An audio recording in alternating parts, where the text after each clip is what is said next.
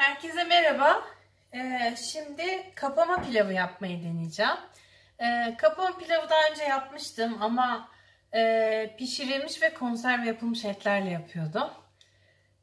Şimdi bu yapacağım kapama pilav tarifini de değişik bir yerden aldım. Ankara Büyükşehir Belediyesi'nin ilçe ilçe Ankara diye videoları var. Ben de yaşadığım şehrin ilçelerinin doğal turistik özelliklerini çok iyi bilmediğimi düşünüp bu kanalı seyretmeye karar verdim. Ve Nallıhan videosunda bu kapama pilavın tarifini gördüm. Şimdi ben orada gördüğüm tarifi uygulamaya çalışacağım. Bakalım eksik bir püf noktası var mı yoksa gerçekten güzel oluyor mu deneyip göreceğiz. Başlayalım. Kapama pilav yapmak için öncelikle tencereye tereyağı koyuyorum.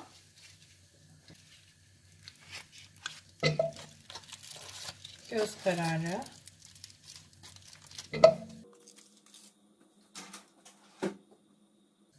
Daha sonra tereyağında soğanlarımı kavuruyorum. Soğanlarım neden dondurulmuşsa, daha önce çektiğim bir püf noktası videosu vardı, minik bir video. Evdeki soğanların bozulmasın diye ben onları dilimleyip derin dondurucuya koymuştum. Onlardan çıkarttım şimdi. Soğanları güzelce kavuruyorum.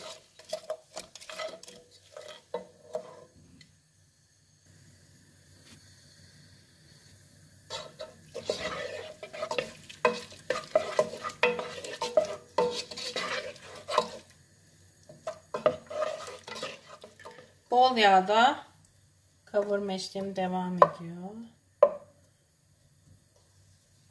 Kapama için aslında kuzu eti kullanıyorlar ama ben dana eti kullanacağım.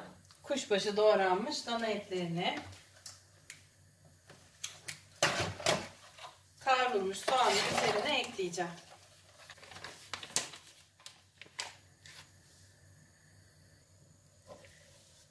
Kuşbaşı etleri de ekledim. Soğanla birlikte etleri kavuruyorum. Yaklaşık 45 dakika kadar kavuracağım. Etler yumuşacık olana kadar.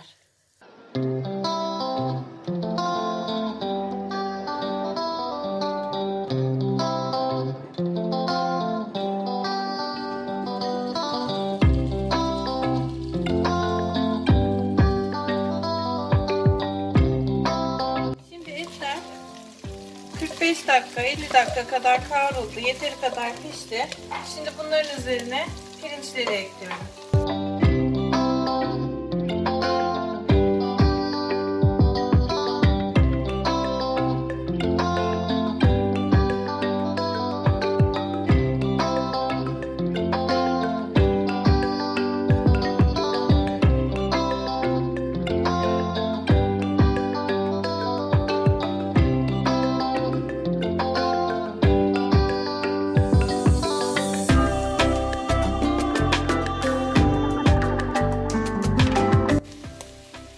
Etlerin üzerine örtecek kadar pirinç ekliyorum.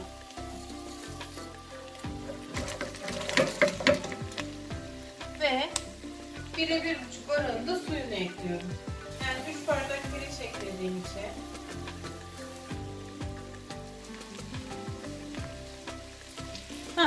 Burada bir püf noktası vardı seyrettiğim videoda.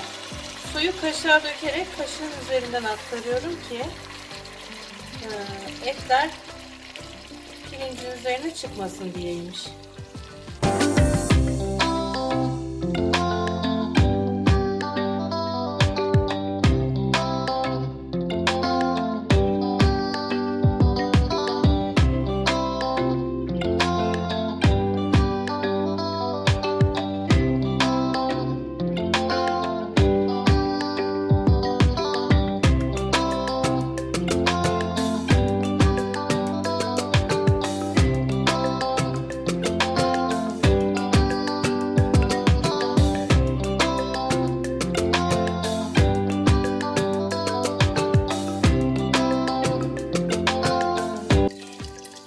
Seyrettiğim videoda yaklaşık bir tarif vardı.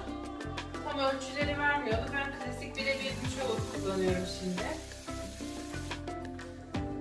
Bu hem hem de tarifi doğru algıladım mı diye bir test olacak benim için.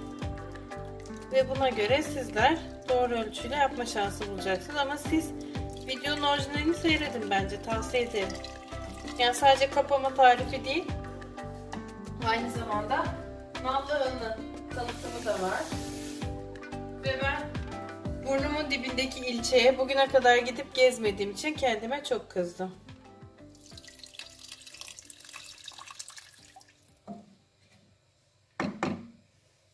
Sonra tuzunu ekliyoruz.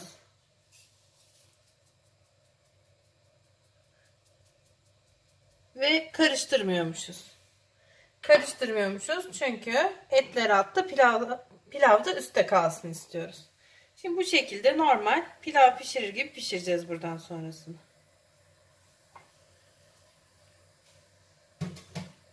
Su kaynayınca altını kısacağız, kapağını kapatacağız, normal pişireceğiz.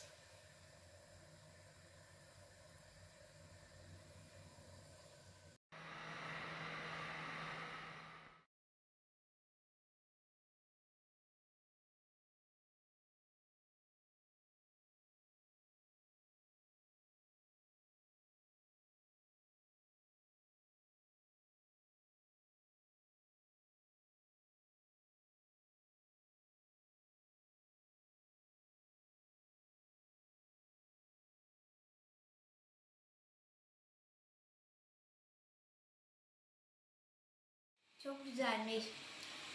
Eline sağlık anne. Afiyet olsun.